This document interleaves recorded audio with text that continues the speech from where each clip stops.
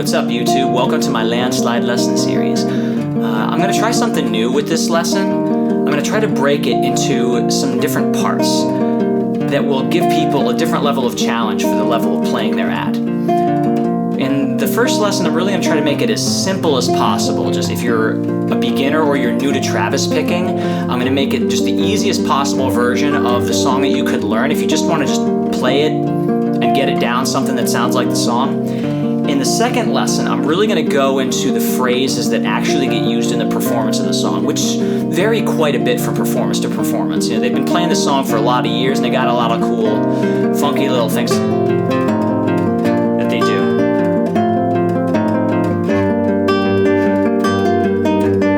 You know, things like that are just variations that liven it up a little bit. And in the advanced version, I really tried to flesh out as many new ideas as I could about how to solo over it. I really took this idea of playing that solo that Lindsey Buckingham does with all those 16th notes in it and all the runs, and I really thought to myself, how can you improvise on this as much as possible, like really feel kind of fluid Travis picking improvisation. So I'll go into a bunch of exercises I developed for that in that section of the lesson, and yeah, it's going to be an adventure, so hope you stick with me through it. Alright, without anything else, let's get into it. So what I'm going to do first is go over the chords that you use, and then I'll explain the Travis picking second, and then kind of show you how to put it all together. The original recording of the song has a capo on 3, so you're sort of playing chords from the key of G.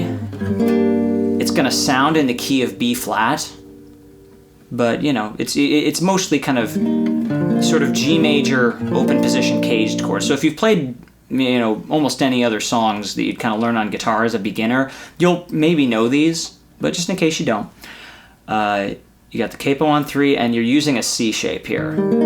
It's the first thing. Ring finger on the 3rd fret of the A string, middle finger on the 2nd fret of the D string, and the pointer finger on the 1st fret of the B string. Brush that, make sure you got it clear. Now, it does a G chord next, but it's a shell of a G chord. Because really, this song is all about the way the bass voice moves. It kind of walks down slowly on this bass line. So to get there, we're going to wind up in this chord right here. It's the middle finger on the 2nd fret of the A string, and the pinky on the 3rd fret of the B string. And you'll find that you really want to practice just melting this chord from one to the next, because really all you got to do to get to it is take this middle finger right here and move it over one string and then put the pinky down. So it should be a relatively smooth motion. So take some time to just get from the C chord to, this is a G with a B in the bass. Just make sure you got that down.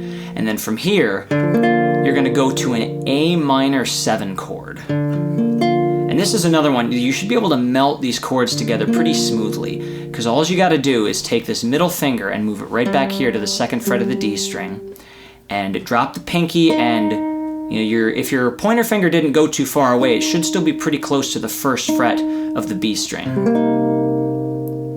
So you see you've got your G string open. It's not like a regular A minor chord that has this finger down here.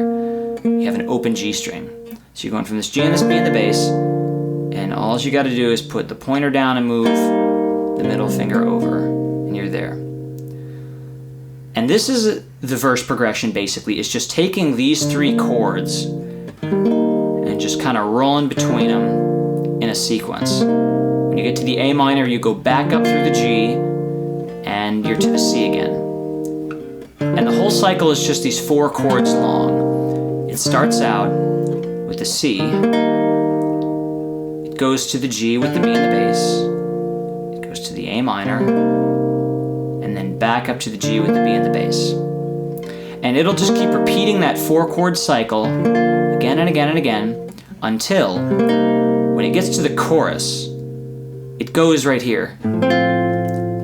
It's a D with an F sharp in the bass, and you're going to get a similar sort of progression down here with the bass note now on the low E string.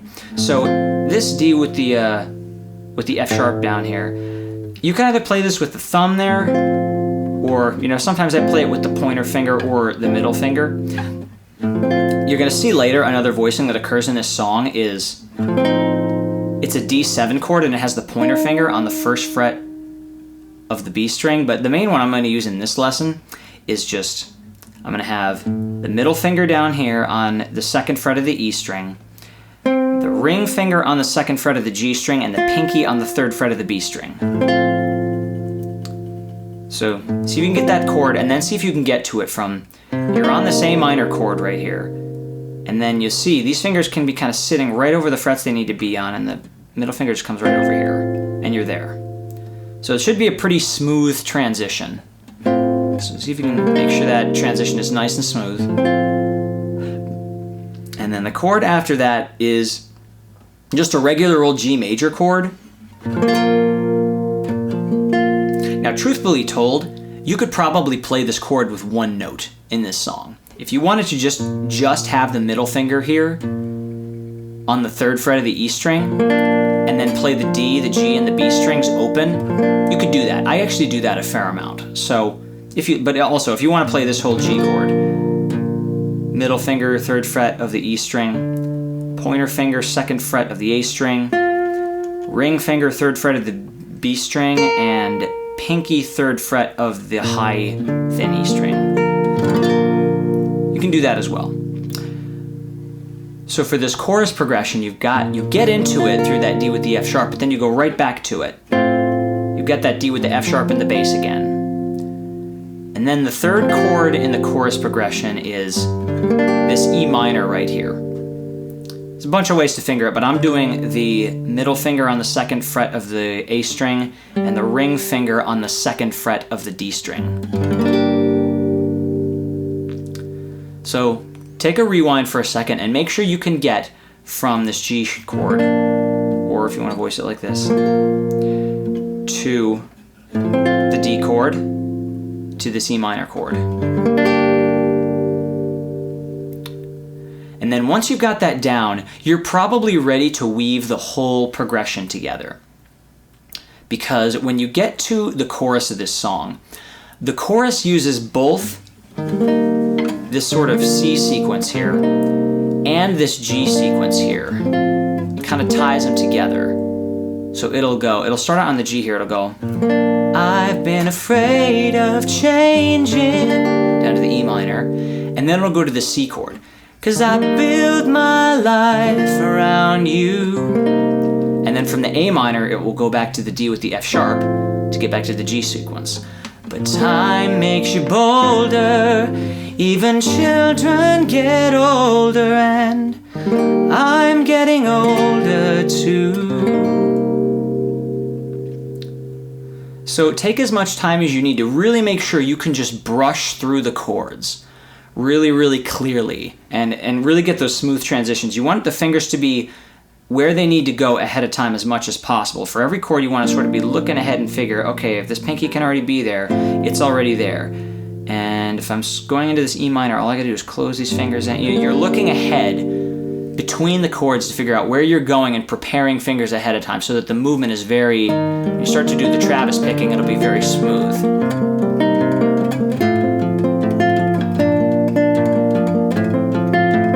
See, it doesn't look like my hand's moving a lot. You don't have my fingers like flailing out here like crazy or like sticking out. You want to avoid that as much as you can, because that'll really help you out later when you go to more advanced levels of playing.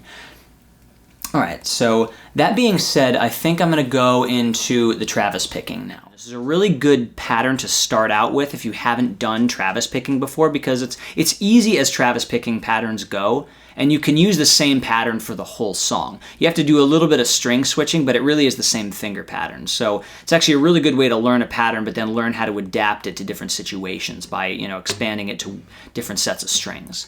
So in that sense, it's a really good song for our first Travis picking thing. There's two parts you need to do. There's a finger pattern and there's a thumb pattern. And then you sort of interlock them when you actually play. First thing I'm going to show you is the thumb pattern. It's almost the simplest thumb pattern you can get in Travis picking. It's just the thumb going on a lower string and then a higher string, a thicker string and a thinner string. And it just does that in a cycle. Low, high, low, high, low, high. And in the C sequence, it's going to be on the A and the D string. G sequence, it's going to be on the E and the D string. It's going to skip over this A string here. So it might be a good thing to do to start out, just, hold your C chord and just go, loosen out your left hand every so often. You won't see it. I'll kind of loosen my left hand out if I'm holding a chord every so often. If you hold a chord forever, it tires you out. But I'm just going lower string, higher string, lower string, higher string. And see if you can get used to that a little bit, and then stretch it out to doing the G string. E string, D string, E string, D string. And speed it up as you get more comfortable, and then start switching between them. You want to take as long as you need to get comfortable with this, because when you start to integrate it with the other patterns, this is going to have to be pretty solid. So take a little bit of time to get the thumb down. And once you feel you can switch between those two patterns fairly fluidly, then you want to go on to what the fingers are doing. In this song, you only need the pointer and the middle finger. When you get more advanced, I'll teach you how to use the ring finger right here. But for now, what you're going to want to do is put the pointer finger right here on the G string and the middle finger right here on the B string. And they can pretty much stay there.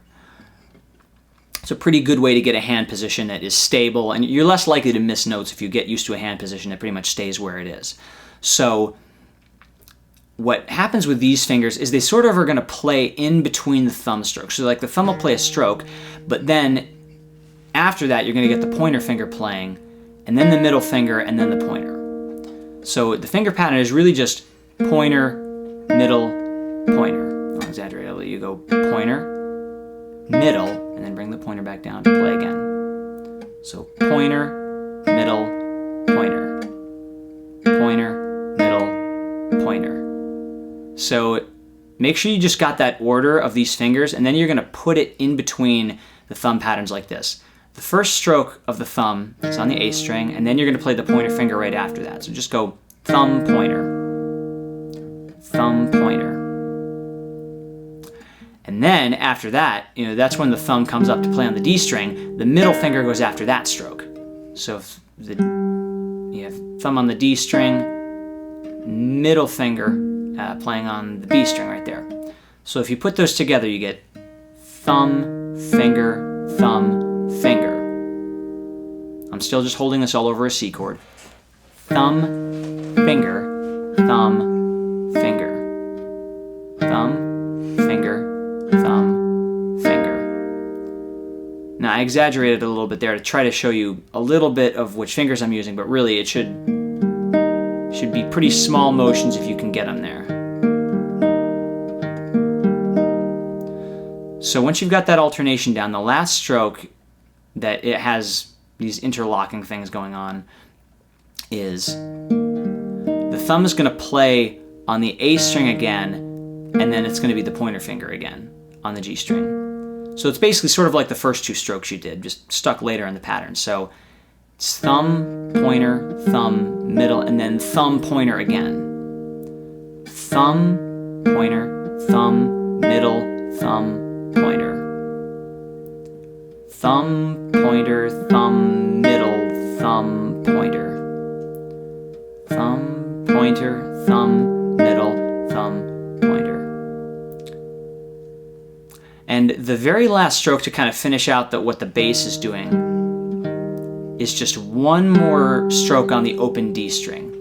So if you have thumb, middle, thumb, pointer, thumb, middle, you just go thumb again, and the pattern's done.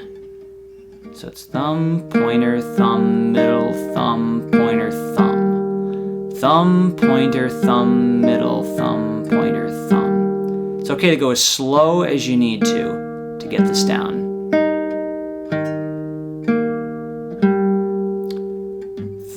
Excuse me. Thumb, pointer, thumb, middle, thumb, pointer, thumb.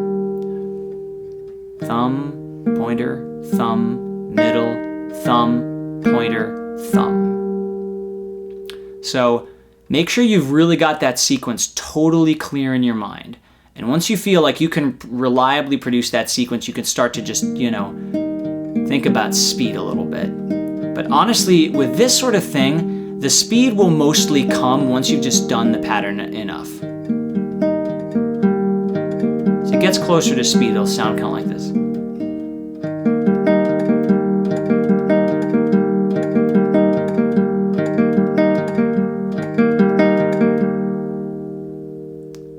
And once you feel like you've got it solid over one chord, or even if you want to play it over open strings, right now my left hand's not doing anything.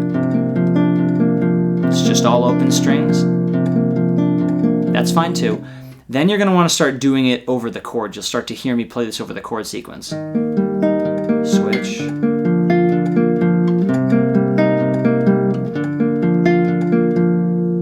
And then the next step is to expand that pattern down to the G sequence.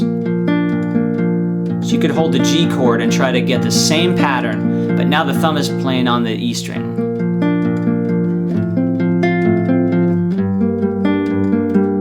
And then switching back to the C sequence. That's the last step, is being able to play this pattern through both sets of chord progressions and switching the bass note the way it needs to.